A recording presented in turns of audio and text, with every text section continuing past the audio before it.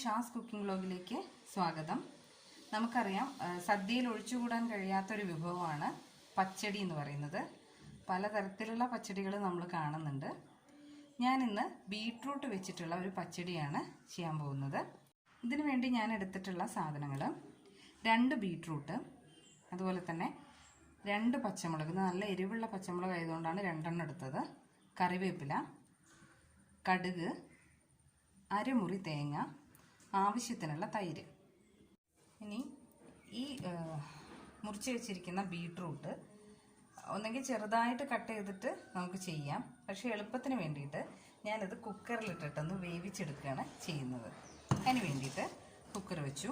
അതിലേക്ക് ഈ ബീട്രൂട്ട് ഇടുക. ശേഷം ഇതിനാവശ്യമായിട്ടുള്ള ഉപ്പ് ചേർത്ത് കൊടുക്കുക.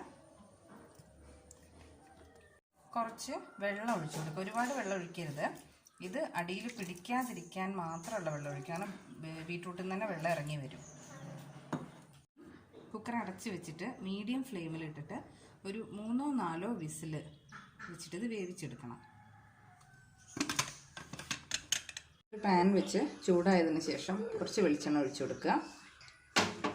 ശേഷം നമ്മൾ നേരത്തെ പുഴുങ്ങി വെച്ചിരുന്ന ബീട്രൂട്ട് ഉണ്ടല്ലോ, ഞാൻ ചെറുതായിട്ടൊന്ന് ക്രഷ് ചെയ്തെടുത്തിട്ടുണ്ട് മിക്സിയിലിട്ടിട്ട്. അത് ഇതിലേക്ക് ചേർത്ത് കൊടുക്കുക.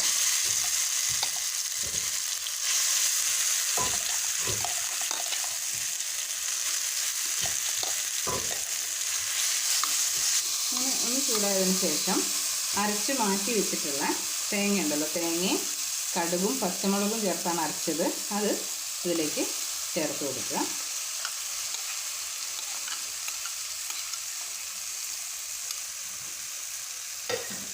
എന്നിട്ട് നന്നായിട്ട് ഇളക്കി യോജിപ്പിക്കുക. ഈ തേങ്ങയുടെ ആ പച്ച ചുവയൊന്ന് മാറുന്നവരെ ഒന്ന് ചൂടാക്കിയെടുക്കുക.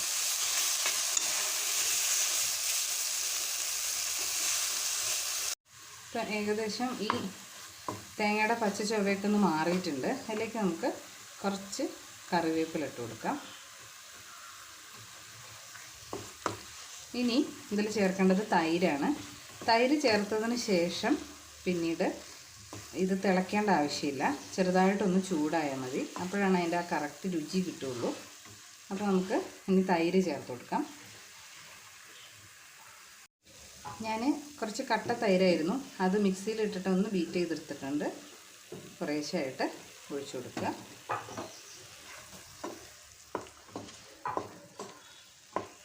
ആവശ്യാനുസരണം ചേർത്തിട്ട് ഇളക്കി കൊടുക്കുക. തീ നന്നായിട്ട് കുറച്ച് വെക്കണം.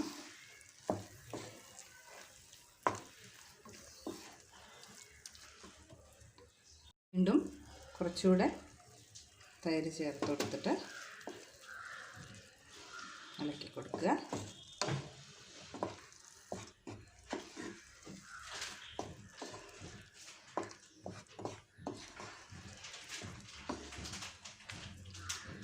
നേരത്തെ നമ്മൾ ബീട്രൂട്ടിൽ കുറച്ച് ഉപ്പ് ചേർത്തിരുന്നു.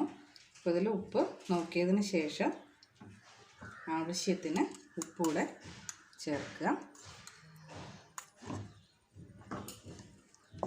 തൈരിൻ്റെ പുളി കുറവാണെങ്കിൽ നമുക്ക് കുറച്ചുകൂടെ ചേർക്കാം.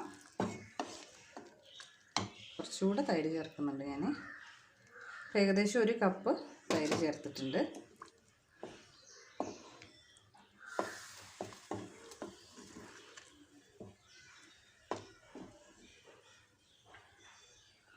ഏകദേശം റെഡി ആയിട്ടുണ്ട്. തൈരൊക്കെ ഒന്ന് ചൂടായിട്ടുണ്ട്.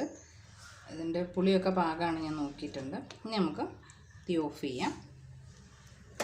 പാൻ ചൂടായതിന് ശേഷം കുറച്ച് വെളിച്ചെണ്ണ ഒഴിക്കുക. ശേഷം കടുക് പൊട്ടി വരുന്ന സമയത്ത് വറ്റൽമുളക് ഇട്ട് കൊടുക്കുക. അതുപോലെ തന്നെ കറിവേപ്പില ഇളക്കി കൊടുക്കുക. ഇനി മുകളിലേക്ക് ഒഴിച്ചു കൊടുക്കുക. ബീട്രൂട്ട് പച്ചടി റെഡി ആയിട്ടുണ്ട്. എന്തായാലും നിങ്ങളൊന്ന് ട്രൈ ചെയ്ത് നോക്കൂ.